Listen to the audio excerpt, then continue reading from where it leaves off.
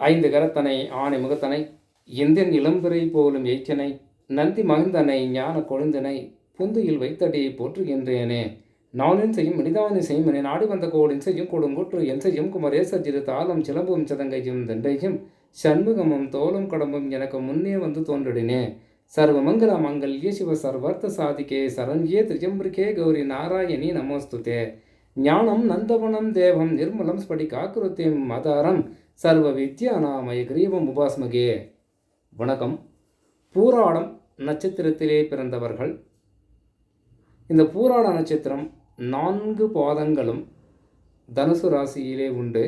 இந்த பூராட நட்சத்திரத்தின் அதிபதி சுக்கிர பகவான் ஆவார். அப்போ எல்லோரிடத்திலும் நல்ல மரியாதை உள்ளவனாக இருப்பான். தனவந்தன், செல்வபலம் இந்த ஜாதகனிடம் எப்போதும் உண்டு. அஞ்சா நெஞ்சத்துடன் செயல்படுவான். இந்த ஜாதகனுக்கு ஆயுள் பலம் அதிகமானதாக இருக்கும்.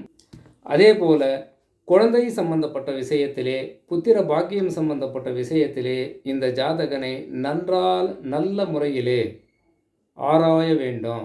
ஏன்னா அவனுடைய சுய ஜாதகத்திலே ஜனனகால ஜாதகத்திலே லக்னத்திற்கு 5ஆம் வீட்டதிபதி எந்த நிலைமையில் உள்ளாரோ, சுருக்கமாக ஒரே வார்த்தையில் முடிச்சிடலாம். இருந்தாலும் விளக்கம் புரியணுன்றதுக்காக இதை பற்றி பேசலாம்.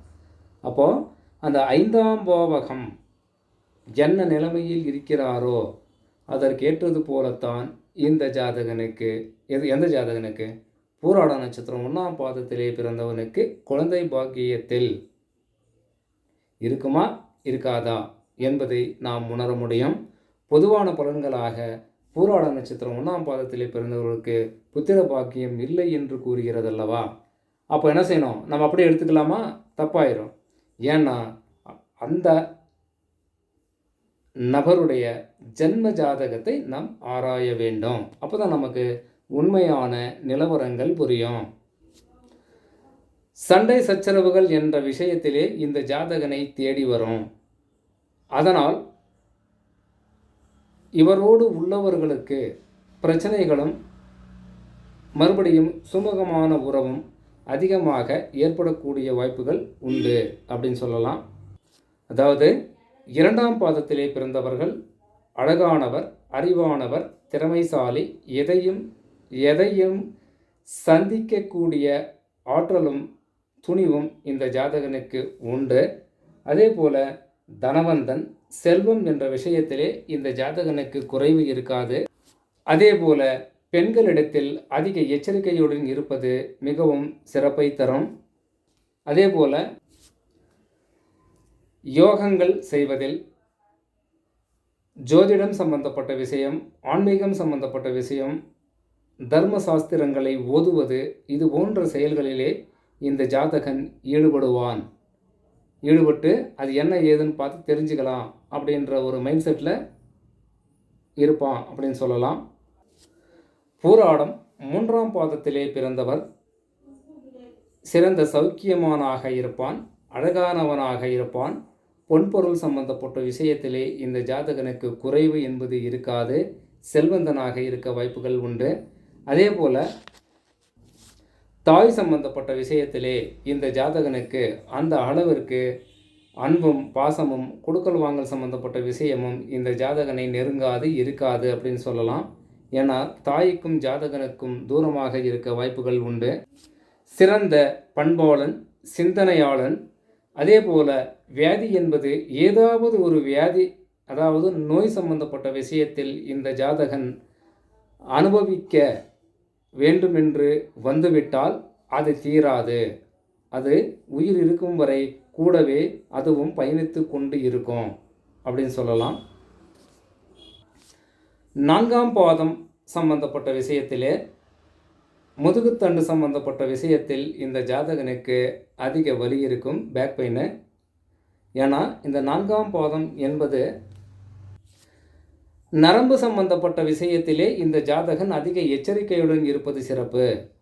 ஏன்னா நரம்புகள் அந்த அளவிற்கு பலமானதாக இருக்க வாய்ப்புகள் இல்லை. குறிப்பாக சொல்லணும்னா வாத நோயாளி இந்த மாதிரி கூட ஒரு சிலர் இருக்க வாய்ப்புகள் உண்டு.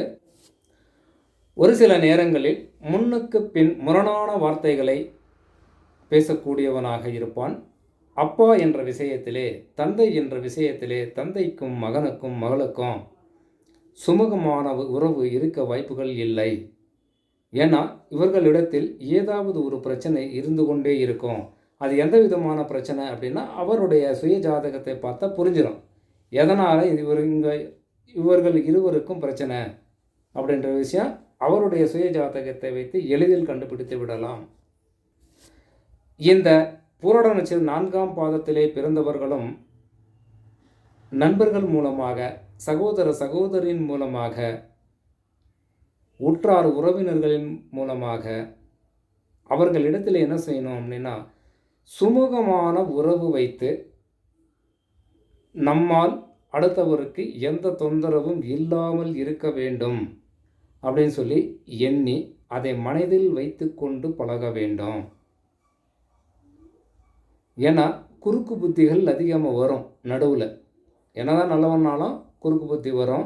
அதை மனம் போன போக்கிலே விடாமல் தியானங்கள் சம்பந்தப்பட்ட விஷயத்திலே, மெடிடேஷன் சம்பந்தப்பட்ட விஷயத்திலே அதிக ஆர்வம் செலுத்தினால் இந்த ஜாதகன் ஒரு பேரும் புகழும் வரும் அளவிற்கு